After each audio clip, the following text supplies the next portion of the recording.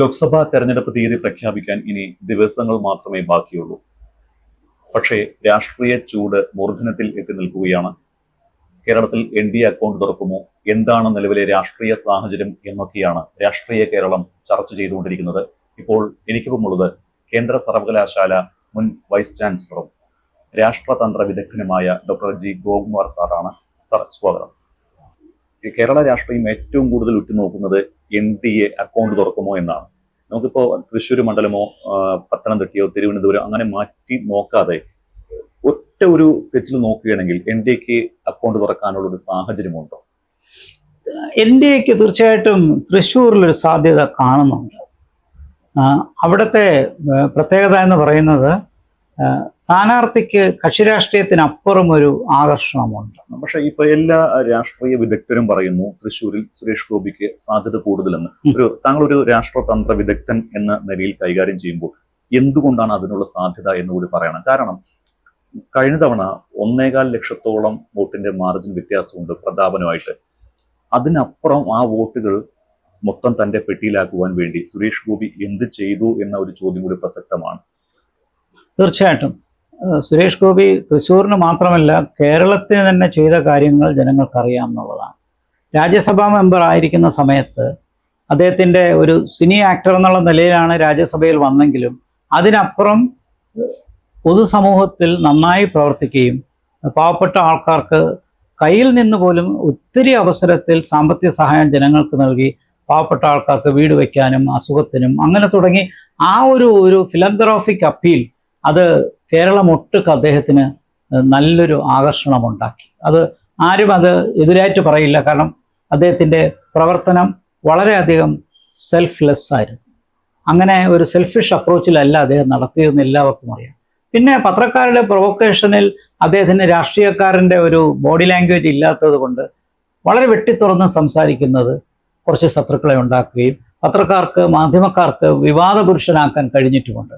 അത് അദ്ദേഹത്തിന് ആരോ പറഞ്ഞ പോലെ അദ്ദേഹത്തിൽ കൂടുതലും സിനിമാ നടൻ്റെ വാല്യൂസാണ്, രാഷ്ട്രീയക്കാരൻ്റെ അല്ല. രാഷ്ട്രീയക്കാരനായി മാറാൻ അദ്ദേഹത്തിന് ശ്രമിക്കണം. പക്ഷേ അദ്ദേഹത്തിൻ്റെ വ്യക്തിപരമായ ഒരു അപ്പീൽ അത് മാത്രമല്ല, ഇപ്പോൾ അവിടെ 22% ക്രൈസ്തവ വിഭാഗം ഉണ്ടെന്നാണ് കണക്ക് പറയുന്നത് ഈ മണ്ഡലത്തിൽ, തൃശ്ശൂർ ജില്ലയിലല്ല മണ്ഡലത്തിൽ. ആ 22% നല്ലൊരു ഭാഗം ഫോർവേഡ് കാസ്റ്റ് കമ്മ്യൂണിറ്റീസ് ആണ്, ക്രിസ്ത്യൻസിൽ തന്നെ, കാതലിക്സ് ഉൾപ്പെടെ. അപ്പം അവർ സുരേഷ് ഗോപിക്ക് അനുകൂലമായിട്ടൊരു തീരുമാനമെടുത്താൽ, കാരണം അദ്ദേഹം ജയിച്ചാൽ കേന്ദ്രമന്ത്രിയാകും, ഒരുപക്ഷെ രാജ്യസഭയിൽ കൂടി വന്നാലും കേന്ദ്രമന്ത്രിയാകും, പ്രതാപനോടെ പോയി ചെന്ന് നിന്നാലും പ്രതിപക്ഷത്ത് ഇരിക്കാനേ പറ്റുള്ളൂ.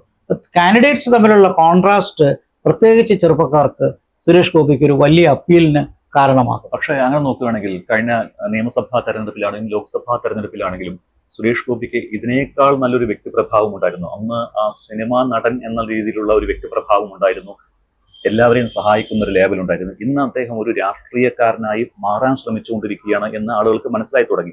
അവിടെ ഒരു മാതാവിന് ഒരു പൊൻകിരീടം കൊടുത്തത് കൊണ്ടോ, മകളുടെ കല്യാണം നടത്തിയത് കൊണ്ടോ, മോദിയുടെ അടിക്കടിയുള്ള വിസിറ്റ് കൊണ്ടോ ഇതൊക്കെ ഇങ്ങനെ പെട്ടെന്ന് മാറിയെടുക്കാൻ കഴിയുമോ? പിന്നെ അവിടുത്തെ ചില പള്ളികൾ കൈക്കലാക്കാനുള്ള ശ്രമം നടത്തുന്നുണ്ട് സംഘപരിവാർ അനുകൂല ആളുകൾ. ഇതൊക്കെ ദോഷം ചെയ്യാനുള്ള ഒരു സാധ്യത കൂടിയില്ലേ? അല്ല, കേരളത്തിൽ ആൾക്കാർക്ക് രാഷ്ട്രീയപരമായ അഭിപ്രായങ്ങൾ ശക്തമായിട്ടുള്ളത് കൊണ്ട് വ്യക്തിപരമായ താല്പര്യങ്ങളെക്കാൾ രാഷ്ട്രീയ താല്പര്യങ്ങൾക്ക് വാല്യൂ സിസ്റ്റമുണ്ട്. BJPക്ക് പണ്ട് തിരുവനന്തപുരത്ത് രാജഗോപാൽ ഇതുപോലെ കക്ഷി രാഷ്ട്രീയത്തിൻ്റെ അടിത്തറയിൽ നിന്ന് കുറച്ച് വോട്ടുകൾ മാത്രം കിട്ടുന്നൊരു സാഹചര്യം ഉണ്ടായിരുന്നു. അന്ന് ഇവിടെ മുഖ്യമന്ത്രിയായിരുന്ന അച്യുതാനന്ദൻ പറയുമായിരുന്നു തോൽക്കാനായി വിധിക്കപ്പെട്ടവനെന്ന് പറയുമായിരുന്നു. പക്ഷെ പിൽക്കാലത്ത് അദ്ദേഹം നിയമത്തിൽ നിന്ന് ജയിക്കുകയും ചെയ്തു. അപ്പോൾ ആൾക്കാർക്ക് പേഴ്സണൽ അപ്പീല് വളർത്തിയെടുക്കാൻ ഒരു സ്ഥാനാർത്ഥിക്ക് കഴിയുമെന്നുണ്ടെങ്കിൽ, പ്രത്യേകിച്ച് രാഷ്ട്രീയ സാഹചര്യത്തിൽ അത് ഗുണം ചെയ്യുന്നൊരു സാഹചര്യം ഉണ്ടെന്നുണ്ടെങ്കിൽ ഒരു സ്വിങ് ഉണ്ടാക്കാൻ കഴിയണം. ഇവിടെ ഇത് പറഞ്ഞതുകൊണ്ട് സുരേഷ് ഗോപി ഉറപ്പായിട്ട് ജയിക്കുമെന്നൊന്നും ഞാൻ പറയുന്നില്ല. രാഷ്ട്രീയമായിട്ടുള്ള വോട്ടുകളാണ് കേരളത്തിലും തൃശ്ശൂരിലും എല്ലായിടത്തും നടക്കുന്നത്. അപ്പോൾ ത്രികോണ മത്സരത്തിൻ്റെ പശ്ചാത്തലത്തിൽ ഈ UDFിലേക്ക് കൊടുക്കുന്ന വോട്ടുകളുടെ മറ്റൊരു ഭാഗം LDFും കൂടി ഷെയർ ചെയ്യുമ്പോൾ സാധാരണഗതിയിൽ അങ്ങനെയല്ല സംഭവിക്കുന്നത്. BJPയെ തോൽപ്പിക്കണമെങ്കിൽ വോട്ട് ട്രാൻസ്ഫർ വരണം. അത് നേമത്ത് CPMലേക്ക് വന്നതുപോലെ, പാലക്കാട്ട് UDFിലേക്ക് വന്നതുപോലെ അങ്ങനെയുള്ള വോട്ട് ട്രാൻസ്ഫർ സംഭവിക്കുമ്പോഴാണ് വൻ വിജയത്തിൽ കോൺഗ്രസോ CPMോ ജയിക്കുന്നത്. ഇപ്പോൾ സുനിൽകുമാറാണ് സ്ഥാനാർത്ഥി. അപ്പോൾ സുനിൽകുമാറിനെ ഒരു പൂർ തേർഡ് ആക്കാൻ അവർ ആഗ്രഹിക്കുമോ? അത് ശക്തമായ രീതിയിൽ ജയിക്കാനുള്ള മത്സരം നടത്തുന്നു. അപ്പോൾ ഇതിനകത്ത് ആന്റി ബി ജെ പി വോട്ടേഴ്സിന് ഒരു തീരുമാനം എടുക്കേണ്ടി വരും. സുനിൽകുമാറിനാണോ പ്രതാപനാണോ വോട്ട് ചെയ്യേണ്ടത്? പക്ഷേ മൂന്ന് കൂട്ടരും ഒരുപോലെ വോട്ട് പിടിക്കുന്ന ഒരു സാഹചര്യം വന്നാൽ, പ്രത്യേകിച്ച് സുരേഷ് ഗോപിക്ക് വ്യക്തിപരമായിട്ടൊരു അപ്പീൽ ഉള്ള സമയത്ത് അത് മുതലെടുക്കാൻ സുരേഷ് ഗോപി വേണ്ട രീതിയിൽ പ്രചരണം നടത്തിയാൽ, പ്രത്യേകിച്ച് പ്രധാനമന്ത്രി ഇത്രത്തോളം വരികയും അവിടെ സ്ത്രീകളുടെ ഇടയിലും ചെറുപ്പക്കാരുടെ ഇടയിലും വലിയൊരു സ്വാധീനം സൃഷ്ടിക്കുകയൊക്കെ ചെയ്യുകയും, എബോവ് ഓൾ ക്രൈസ്തവ വിഭാഗത്തിന്റെ തീരുമാനം ഇതിൽ നിർണായകമാണ്. ആ പിന്തുണയില്ലാതെ സുരേഷ് ഗോപിക്ക് ജയിക്കാൻ പറ്റില്ല. അതില്ലാതെ ഹിന്ദു വോട്ടുകൾ കൊണ്ട് മാത്രം ജയിക്കാൻ കേരളത്തിൽ ബി ജെ പിക്ക് ഒരിക്കലും പറ്റില്ല. അപ്പോൾ അതിന് ക്രൈസ്തവ പിന്തുണ 22% ക്രൈസ്തവ പിന്തുണ എത്ര ശക്തമായി അദ്ദേഹത്തിനുണ്ട് എന്നുള്ളത് മനസ്സിലാക്കാൻ കുറച്ചുകൂടി കഴിയേണ്ടി വരും. പക്ഷെ കാൻഡിഡേറ്റ് എന്നുള്ള നിലയിൽ 3 പേരും പ്രസന്റബിൾ ആണ്. പക്ഷെ കുറച്ചുകൂടി ഒരു കരിഷ്മാറ്റിക് അപ്പീൽ സുരേഷ് ഗോപിക്കുണ്ട്.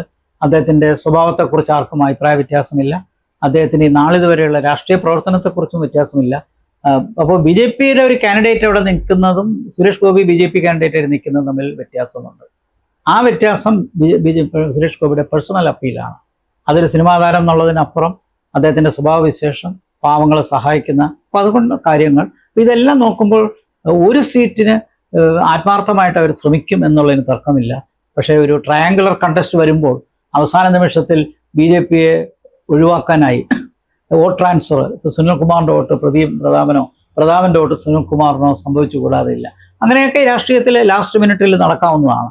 അതുകൊണ്ട് എന്ത് പറഞ്ഞാലും ബി ജെ പിക്ക് ഏറ്റവും പ്രതീക്ഷ വയ്ക്കുന്നത് തൃശ്ശൂറാണ്, തിരുവനന്തപുരമല്ല. തിരുവനന്തപുരത്ത് ഒരു സ്ഥാനാർത്ഥി പോലും ആരാണെന്ന് 26-ാം തീയതി ആയിട്ട് പോലും പറയാൻ പറ്റാത്തൊരു സാഹചര്യത്തിലൊക്കെ